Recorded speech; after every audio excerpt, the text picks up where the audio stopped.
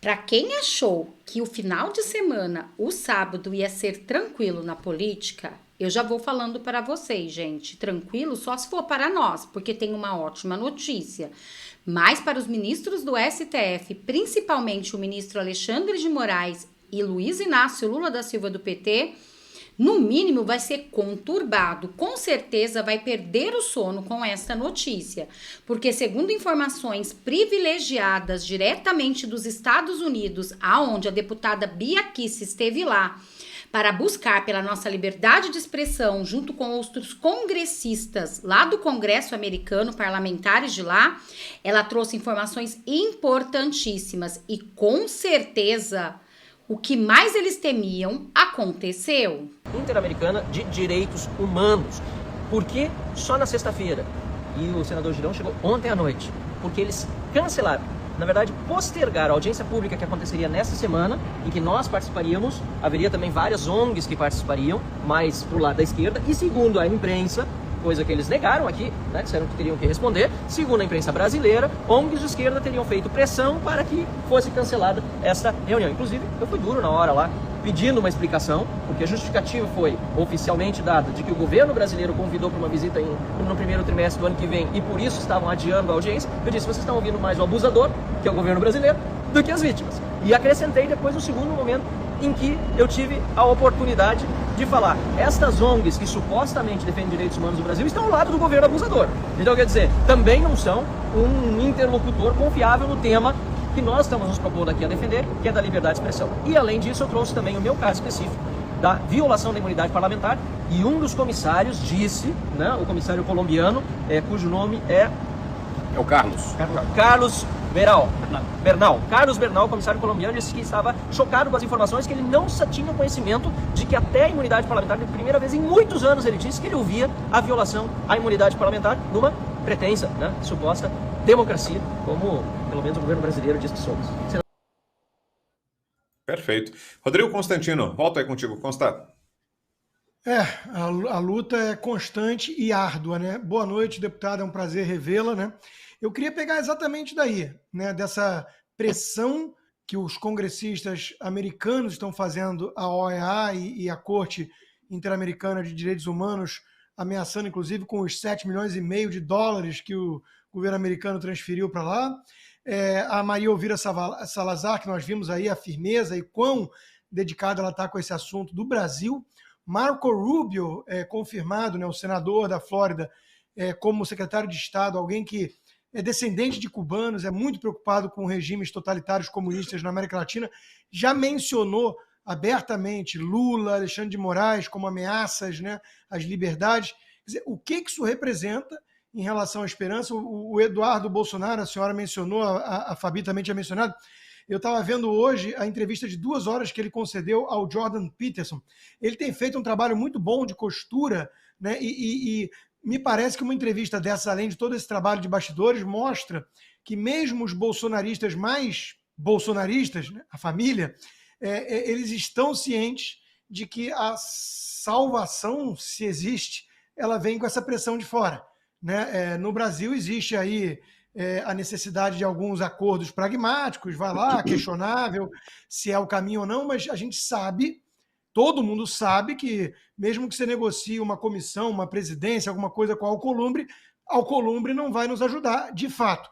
O Trump tem poder hoje, tem uma bazuca na mão, junto com o Senado, junto com a Câmara.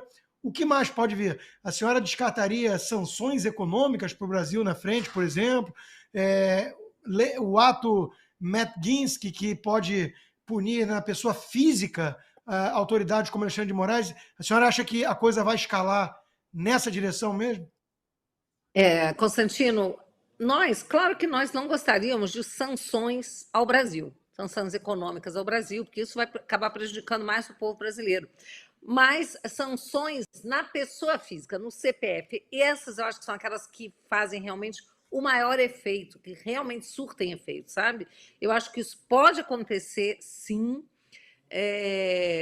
como a questão dos vistos, e tem também outra questão, se as pessoas estão cometendo crimes que violam os tratados de direitos humanos, né? Essas pessoas podem até ter ordem de prisão dada pelos tribunais internacionais e tudo mais, tribunais penais, não é? Então, eu acho que os ministros, eles têm tido uma conversinha, um comportamento, inclusive para com a imprensa, de deboche, de risinhos, quem será que vai ter o primeiro visto cassado agora? Mas eu não acredito que eles estejam tão confortáveis assim, não. Vários deles têm ativos nos Estados Unidos, têm propriedades, né?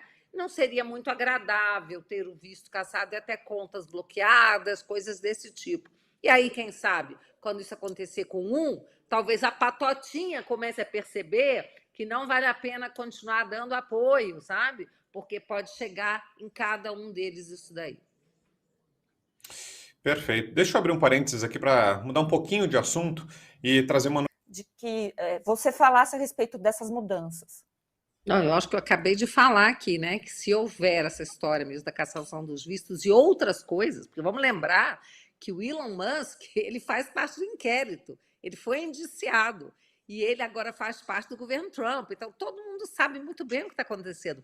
Vamos lembrar que a Starlink teve seu dinheiro confiscado para pagar uma dívida, uma multa, ainda que indevida, do X, que é outra empresa. Então, a gente sabe muito bem, inclusive, que eles podem confiscar dinheiro, bloquear valores do Brasil para ressarcir a Starlink. Eles podem fazer isso, tem muita coisa que pode ser feita, não é? Com relação quando as pessoas perguntam, mas o que muda no Brasil? Gente, a única coisa que não faz mudar nada é você não fazer nada. A única coisa que não faz mudar nada é você ficar sentado perguntando, o que adianta, não vai dar em nada. Isso realmente não faz mudar nada. Agora, como a gente tem se mexido, viajado, buscado pessoas, gente, isso tudo é uma coisa extremamente trabalhosa, né? Extremamente dispendiosa também, tá? E a gente está fazendo porque a gente sabe que aqui dentro não tem mais o que fazer. Aqui não tem mais a quem recorrer, minha gente. Aqui está tudo fechado. Então, a gente precisa buscar ajuda, né? A gente sabe que é muito difícil um país interferir em outro país, né? Pela política do outro país, mas como a gente sabe que o Donald Trump foi vítima das mesmas coisas que o Bolsonaro, das mesmas perseguições do Bolsonaro, tentativa de assassinato, tanta coisa, um sistema contra ele, tentativa de impeachment, tantas coisas, né? Ele está montando uma equipe que eu diria que é um verdadeiro time, um exército de pessoas que sabem exatamente o que se trata, o que está acontecendo no Brasil e o que está acontecendo no mundo com relação a quererem censurar e calar conservadores, calar quem é contra esse sistema, né, que vigora aí, né, esse sistema globalista, né?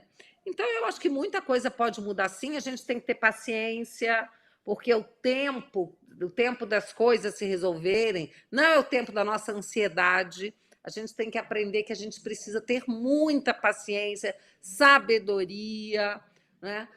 Mas muita fé em Deus também, porque eu acho que o que está se formando, a maneira como o Trump venceu essas eleições, gente, levando Senado, levando Câmara, a maioria dos governadores, vendo a trapaça nas eleições lá. Agora, o Elon Musk estava denunciando que tem um estado, agora não lembro qual é o estado que é esse senador, que está tentando contar os votos dos imigrantes ilegais. E eles estão falando isso é trapaça, e foi assim que vocês ganharam em 2020, não vão deixar. Então, assim, está tudo colocado, posto à mesa, e eu realmente acredito que se a gente tiver paciência e persistência, muita persistência, a gente vai conseguir sim. Agora, Serrão, queria te ouvir um pouco mais sobre essas ordens de prisão contra os réus do 8 de janeiro. É uma decisão individual de um juiz argentino, o nome dele é Daniel Rafecas. A gente não sabe o perfil dele, mas é muito importante registrar que todo o funcionalismo argentino é muito aparelhado, né? O peronismo infiltrou em vários ramos, né, do serviço público argentino. Não é de se imaginar, de se duvidar que haja, por exemplo, juízes de esquerda, que os tribunais também estejam aparelhados, né? Então, não dá para saber. Mas o governo argentino, o governo do Javier Milei, você imagina que vai atuar para tentar proteger esses brasileiros e tem alguma providência ainda ao alcance do governo para tentar evitar a prisão desse grupo, Serrão? É o que se espera. Nesse caso, essa prisão é primeira instância a decisão. Cabe recurso a ela, com certeza absoluta. E tem que haver pressão para que isso aconteça. Quem tem boas relações com Javier Milei tem que fazer essa pressão, porque Javier Milei havia garantido que daria proteção a esses brasileiros, que ninguém seria preso injustamente no país presidido por ele. Então, é hora de aguardar, né? Mas a situação é muito complicada, é um jogo de gato e rato, né? O gato joga pesado, o gato não quer saber, o gato tem tentáculos em toda a América Latina. A juristocracia é um fenômeno transnacional, a gente não pode esquecer disso. A Bia lembrou ainda há pouco. Donald Trump sofreu a mesma desgraça que Bolsonaro. Ontem a gente lembrou aqui no Bradock, na França, a Marine Le Pen está sofrendo ameaça de ser impedida de disputar a próxima eleição judicialmente. Então, a juristocracia não está de brincadeira. E o globalitarismo descobriu que usar a justiça, o judiciário local como instrumento de opressão é uma ferramenta. E eles investiram nisso. Então, eles fizeram lá juízes, membros do Ministério Público e exercem essa pressão, atuam ideologicamente, politicamente, politizando o judiciário que não poderia jamais ser politizado. Esse é o grande equívoco e o debate que a gente tem que ter aqui no Brasil. Judiciário não pode fazer política, não poderia estar politizado, não poderia estar tomando decisões executivas, muito menos legislativas. O judiciário tem a missão de fazer justiça e não a missão de governar ou fazer leis ou de interferir nos demais poderes ou até de ter mais hegemonia, desculpem a redundância, do que os outros poderes, que é o que a gente está vendo acontecer no Brasil e em vários lugares do mundo. Na Argentina, isso também acontece. Então, é bom que a gente tenha o reforço disso. Eu até queria perguntar para a Bia Kicis como é que tá a base de unidade parlamentar brasileira? Porque tem horas que eu sinto que não tem uma união muito clara em relação das propostas específicas que precisam ser defendidas. A gente tem que melhorar isso, Bia Kicis, na sua visão? É claro que a gente precisa melhorar. A gente tem um grupo que é bastante coeso, que caminha muito junto, que é o grupo da oposição e da minoria. A gente tem esse trabalho. A gente conversa, a gente se reúne, a gente cria estratégias, mas nós não somos maioria, essa que é a questão. Então, a gente depende de, nas próximas eleições, conseguirmos fazer maioria no Senado, conseguirmos aumentar bastante o número também de deputados de direita, porque o centro a gente já sabe que é quem decide, mas a hora eles vão para lá, hora eles vão para cá, né? Então, a gente nem sempre pode contar. Quer dizer, muitas vezes a gente não pode contar até. Você vê essa questão da anistia aí, né? A gente precisa que o centro vote com a gente. E a gente não sabe como que fica essa pressão dos ministros, como que isso acaba interferindo. Então, a gente não pode deixar. A gente não pode deixar.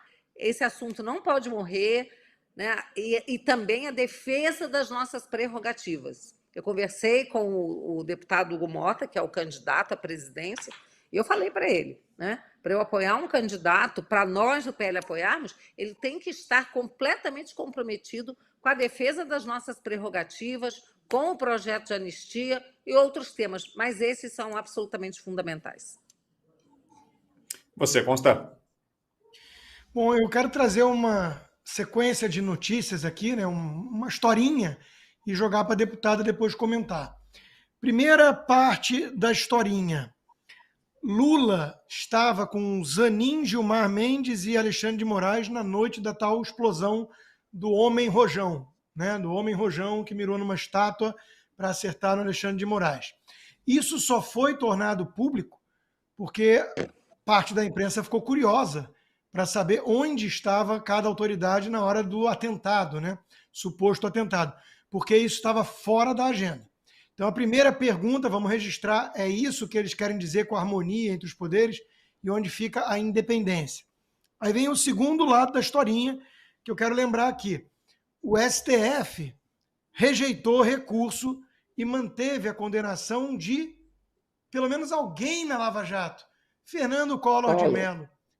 Só que a gente pensa assim, caramba, Sérgio Cabral, viciado em roubar, segundo ele mesmo, condenado a 400 anos, livre, leve e solto, fazendo as vias de influencer, né? Eu estou sob censura prévia no Brasil, ele não. O Lula nem se fala, voltou à cena do crime de mão dada com o Alckmin, que é quem acusou que ele faria isso. O Dirceu está elegível, o Bolsonaro não. O que o Collor fez para ser o único da Lava Jato? Lembrei, ele apoiou Bolsonaro. Né? Eu estou trazendo essa historinha para mostrar que perderam o pudor, que eles não têm mais nenhuma preocupação em manter certas aparências. E aí o último capítulo da historinha de hoje para jogar para a Bia é que o presidente da China, segundo o Globo, né, eu achei que era ditador Xi Jinping, que mantém campo de concentração com 1 milhão de escravos lá, uigures tendo que aprender sobre democracia relativa, a escola do professor Barroso chinês, desalojou um complexo hoteleiro inteiro em Brasília, inteiro para ficar lá. Só mantiveram lá o Fernando Haddad, o resto tudo teve que sair, né? Ô Bia, eu conto essa história para perguntar o seguinte, o Brasil já virou província da ditadura chinesa comunista? Bom, até a linha de democracia, o pessoal que assinou o acordo lá de não persecução penal tem que fazer nos moldes do que é feito na China.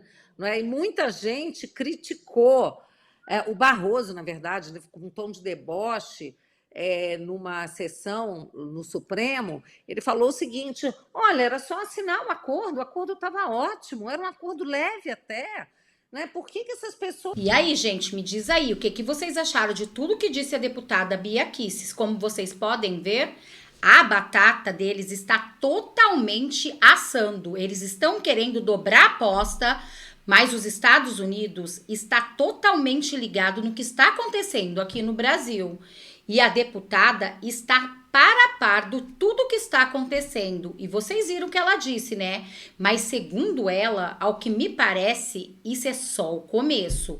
Com certeza a justiça vai ser feita no nosso Brasil e vamos conseguir respirar, e vamos conseguir sim respirar aliviado em um país livre, com totalmente liberdade de expressão.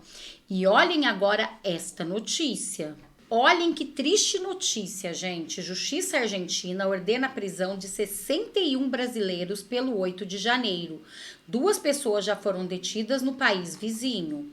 A Justiça da Argentina emitiu mandados de prisão contra 61 foragidos brasileiros, que tiveram pedidos de extradição enviados pelo Brasil, por terem participado dos atos radicais do 8 de janeiro no ano passado. A decisão é da 13ª Federal da Argentina, Daniel Refecas, e ocorre após a Embaixada do Brasil, em Buenos Aires, enviar 63 pedidos de extradição para a chancelaria argentina.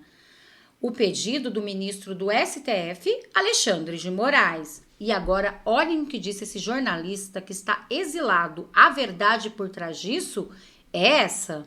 Guzmão de Oliveira, na Argentina, em La Plata, foi preso pelos atos de 8 de janeiro pela Polícia Nacional Argentina a pedido de Lewandowski.